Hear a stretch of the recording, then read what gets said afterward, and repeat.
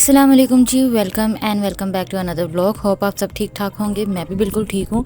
और इस वक्त मैं बना रही हूँ चिया सीड्स का ड्रिंक। मतलब पानी के अंदर मैं चिया सीड्स को अच्छे से डिज़ोल्व करके रखूँगी। ये बिल्कुल जिस तरह तुहम मलंगा होता है ना, उसी तरह से बिल्कुल आप इनको भिगो के रखते हो और जब ये थोड़े से फूल जाते हैं तो फिर आप ये ड्रिंक पी लेते हो। अब इसके बेनिफिट्स बहुत सारे हैं, लेकिन जिसलिए मैं यूज़ कर रही हूँ ये है कि ये आपकी बॉडी से वाटर वेट को कम करने के बहुत ज़्यादा काम आता है। मतलब जो हम लोग सॉल्ट्स लेते हैं, जो हम शुगर लेते हैं, और उसकी वजह से जो हमारी बॉडी में वाटर वेट बनता है ना, ये उसको कट करने के काम आता है। और ये बहुत अच्छे वेट लूज़ करने के लिए मैं कोई डाइट या एक्सरसाइज वगैरह पे तो भी मैं नहीं कर रही हूँ, उस रूटीन पे तो मैं भी नहीं जा रही। तो इस वजह से मैंने ये अपनी रूटीन में ज़रूर ऐड किया है, क्योंकि इसको डेली आप सॉक करके रख दो ना रात को, और सुबह भी चाहे उठकर पी लो, चाहे रात में ही आप इसको सॉक करने के बाद जब ये अच्छे से फूल जाए तो पी लो। तो डेली पीने से ना ये बहुत अच्छा रहता है। ख़ासतौर पे खाने के कुछ टाइम के बाद, 1 घंटे बाद, 2 घंटे बाद आप ये पी लो ना, तो उससे ये कि आपकी जो वाटर रिटेंशन है ना, उसके मामले में बहुत बेस्ट है। आपका वेट जो सबसे पहले जब आप वर्कआउट शुरू करते हो ना, तो सबसे पहले आपकी बॉडी से वाटर वेट रिड्यूस होता है, वाटर वेट कट होता है। जो एकदम से हमारा वेट ड्रॉप होता है ना, इसकी वजह से होता है। तो उसको लूज़ करने के लिए ये वाला जो ड्रिंक है ना, ये बेस्ट है। तो अभी मैं इसको अच्छे से इसके अंदर सॉक करके रख दूँगी फ्रिज में, और 1-2 घंटे मैं इसको रखूँगी, उसके बाद मैं इसको पी लूँगी। यहाँ पे तो ये तैयारी चल रही है मेरे भाई के बर्थडे की, और भाई को नहीं बताया कि हम उसके पीछे से क्या तैयारी कर रहे हैं। तो ये मोस्टली जो है ना, ये भाभी का प्लान था और सारी मैनेजमेंट उनकी थी, और हम लोग उनको यहाँ पे हेल्प करवा रहे हैं। ये उन्होंने बलून्स मंगवाए थे, दराज से ऑर्डर किए हुए थे, और ये कप के मंगवा के उन्होंने रखे थे। और एक और पार्सल था और वो अभी तक रिसीव ही नहीं हुआ, तो उसके बगैर ही हम लोग एग्जीक्यूट करेंगे जो भी हमारा प्लान है। खाने में तो मैंने आलू गोभी बनाई थी, लेकिन अब देखें लगता नहीं कि कोई भी खाएगा। अगर रात में ना खाई गई तो फिर ये हम सुबह खा लेंगे। ऑफ सीज़न की गोभी है, वैसे ही उतनी टेस्टी बनती तो नहीं है, लेकिन जब आप डेली एक एक चीज़ बना के बोर हो जाओ ना, तो रूटीन से चेंज करने के लिए बड़ा अच्छा है। हमारे यहाँ सामने वेजिटेबल शॉप है, तो वहाँ से मटर और गोभी, ऑफ सीज़न के जो वेजिटेबल्स हैं ना, वो कई मिल जाते हैं, कैरेट भी मिल जाती है। यहाँ मैंने ये ड्रिंक 2 घंटे के बाद निकाला है। इसको मैंने फ्रिज में रखा हुआ था, और अब ये देख लें कि ये किस तरह बिल्कुल तुख्म लंगा की तरह ये हो चुका है। और उसका भी वो भी बहुत बेस्ट है वेट लूज़ करने में, अगर उसके अंदर आप लेमन डाल के उसको यूज़ करो। और ये चिया सीड्स भी बहुत बेस्ट हैं वेट लूज़ करने में। इसके अंदर आप एप्पल साइडर विनेगर डाल के भी यूज़ कर सकते हो। फ़िलहाल तो मैंने वो नहीं डाला, लेकिन अब मैं ये ले लूँगी। उसके बाद आ गए थे जी हम अपने रूम में, और यहाँ पे मुझे करनी थी फेस की थोड़ी डेंटिंग पेंटिंग, और उसके लिए ना मैं फेस पर टिंकल रेज़र यूज़ करने वाली हूँ। और इसको अच्छे से भी मैंने डिसइंफेक्ट किया था। अगर आप लोग इसको रबिंग अल्कोहल से साफ़ कर लें या डेटॉल से साफ़ कर लेना तो बेस्ट रहता है। इसको ऐसे वापस नहीं रखना चाहिए, और इसको हमेशा कवर्ड वापस रखना चाहिए, ताकि इसका जो ब्लेड है ना, उसकी शार्पनेस ख़राब ना हो, कम ना हो नमी से। सो इससे यूज़ करने का एडवांटेज ये होता है, एक तो आपका फेस बहुत ही क्लीन हो जाता है, एक आपके फेस पे जितने भी डेड सेल्स हैं ना, वो रिमूव हो जाते हैं। मगर इसको एक्टिव एक्नी पर या एक्टिव पिंपल्स पर कभी भी यूज़ नहीं करना चाहिए।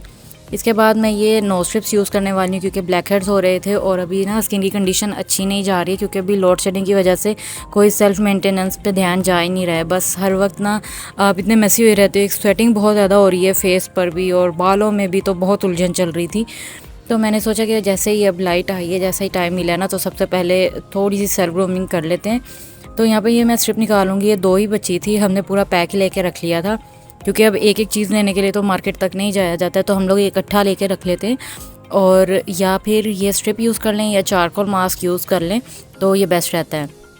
यहाँ से अब जस्ट मैं इसको पील ऑफ करूँगी, और उसके बाद मैं इसको जो इसका स्लीक साइड है ना, जो शाइनी साइड है, इसको मैं नोज़ के ऊपर लगाकर और इसके ऊपर हल्के से वाटर को ना डैब कर दूँगी, ताकि वो अच्छे से स्टिक हो जाए।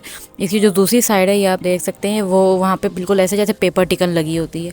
तो जहाँ पे पेपर टिकन लगी होती है ना, वहाँ पे हमने इसको अच्छे से थोड़ा सा वेट करना है, तो फिर इन नोज़ के ऊपर स्टिक हो जाएगी। और बाकी के जो है मैं संभाल कर रख दूँगी, और इसको ईद के करीब अब मैं एक बार दोबारा यूज़ करूँगी। मेरा लेकिन प्लान है इसके बाद मैं चारकोल मास्क ला के रखूँ, क्योंकि मुझे पर्सनली जो है वो चारकोल मास्क ज़्यादा पसंद है। उससे ये कि स्किन की जो एक्सेस ऑयल होता है ना, वो भी रिमूव हो जाता है, और स्किन भी ना टाइटन रहती है, तो मुझे वो ज़्यादा अच्छा लगता है। ये सिस्टर के पड़े हुए थे, तो मैंने यहाँ पे यूज़ कर ली है, क्योंकि बहनों की हर चीज़ पे ना आपका उनसे पहले हक होता है समझा करें बात को। तो यहाँ पर ये हमारे पास राइस स्क्रब पड़ा हुआ था, और ये मेरी बहन ने राइस को सोक करके फिर उनको ड्राई करके उसको ग्राइंड करके रखा था। तो जब मुझे फेस स्क्रब करना होता है ना, तो फिर मैं रेडीमेड कोई भी स्क्रब यूज़ करने की बजाय या तो मैं बेसन के साथ स्क्रब करती हूँ, और या फिर मैं टमाटो और शुगर स्क्रब करती हूँ या फिर मैं ये राइस वाला स्क्रब करती हूँ। और इससे ये है कि आपकी स्किन बहुत ज़्यादा स्मूथ हो जाती है ये वाले स्क्रब के बाद। तो जब भी मैंने कहीं जाना होता है ना किसी दावत में, तो उससे पहले फिर मैं ये वाला स्क्रब लाजमी कर लेती हूँ, इससे स्किन बहुत सॉफ्ट हो जाती है। फिर मैं मॉइस्चराइज़र लगाती हूँ और उसके बाद फिर जाकर मैं बाकी का अपना मेकअप करती हूँ।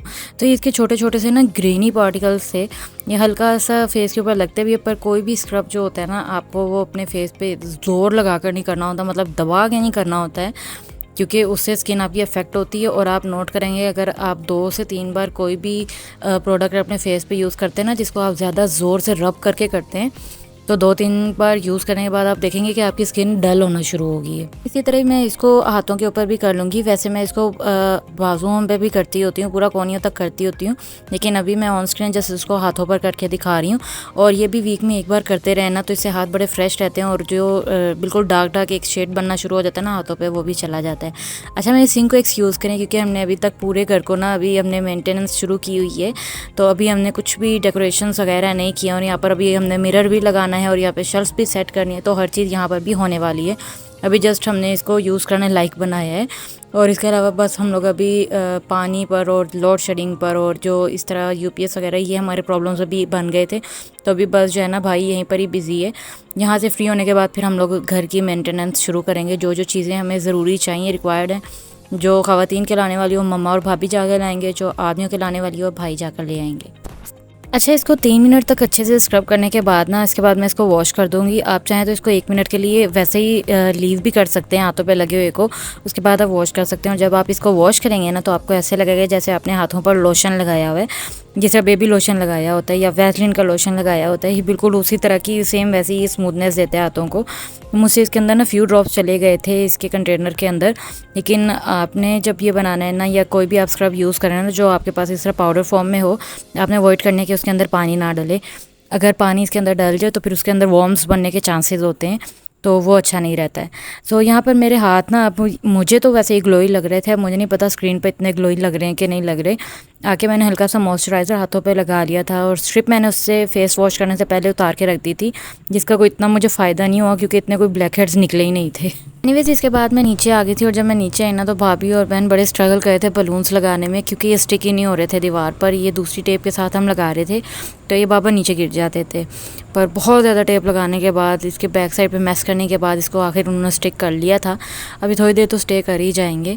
इसके बाद 11 बजने वाले थे, भाई आने वाला था, तो भाभी और छोटा भाई जाकर केक ले आए थे भाई के लिए। हम सब लोग मिलकर डेकोरेशंस कर रहे थे और थोड़ी देर के बाद ही भाई आ गया था, तो उसको हमने ऊपर वाले रूम में भेज दिया बहाने से। और मम्मा उसको खाना खिला रही थी ऊपर तब तक, और नीचे हम लोग एक दूसरे में ना भागे फिर रहे थे, कभी एक दूसरे से टकरा रहे हैं, कभी कुछ जल्दियाँ पड़ गई थी। हमने यहाँ पर कैंडल्स वगैरह सेट की हैं, ये भी सारा कुछ भाभी ने मंगवा के रखा था। असल में भाई की शादी के बाद उसका पहला बर्थडे है ना, तो भाभी बहुत एक्साइटेड थी भाई के बर्थडे को लेकर, वरना इतना ज़्यादा तो हम लोग करते भी नहीं होते। ये बचपन में हमारे इस तरह का बर्थडे हुआ करता था, इसके बाद अब हम लोग ने करने शुरू किए हैं। तो ये सारी कैंडल्स जला के और केक सेट करके उसके बाद फिर हम लोग भाई को नीचे ले आए थे और बहुत अच्छी एंट्रेंस हुई थी। बहुत भाई सरप्राइज्ड हो गया था देखकर। अब वो फैमिली मोमेंट से मैं शेयर करना चाहती थी यहाँ पे, लेकिन वो फैमिली के साथ तो मैं शेयर नहीं कर सकती थी, पर हमने बहुत एंजॉय किया था। बहुत ड्रीमी लग रहा था लाइट ऑफ करके ना पूरा रूम। और उसके बाद कज़न भी आया हुआ था यहाँ पे, उसने भाई को सरप्राइज़ कर दिया और रात के 12 बजे वो पहुँचा घर और थोड़ी देर के लिए आया था और केक कटवा के और फिर वापस चला गया। और एक केक वो भी लेकर आया था जो हमने रख लिया था। हमने कहा अब नेक्स्ट डे हमने फिर से सेलिब्रेट करना है 1 जून को, तो हम लोग तब ये वाला केक साथ में काट लेंगे। और पूरे रूम में मैस हुआ था। थोड़ी देर के पहले भाभी ने सारी सफाई की थी डेकोरेशन करने के बाद, और अब फिर से इतना मैस हो गया था। और अब हम लोग ज़रा आराम से तसल्ली से बैठे थे। इसके नेक्स्ट डे हमने भाई के लिए डिनर प्लान किया हुआ था और वो भी भाभी का प्लान था, और मैं और भाभी मिलकर हम लोग बनाने वाले हैं। वो मैं नेक्स्ट व्लॉग में आपके साथ ग्लिम्स शेयर करूँगी। अभी के लिए इतना ही था। जस्ट अगर आपको व्लॉग अच्छा लगा है तो चैनल को लाइक कर दें और सब्सक्राइब कर दें, और मैं आपसे मिलती हूँ नेक्स्ट व्लॉग में। Thank you so much for watching. अल्लाह हाफिज़।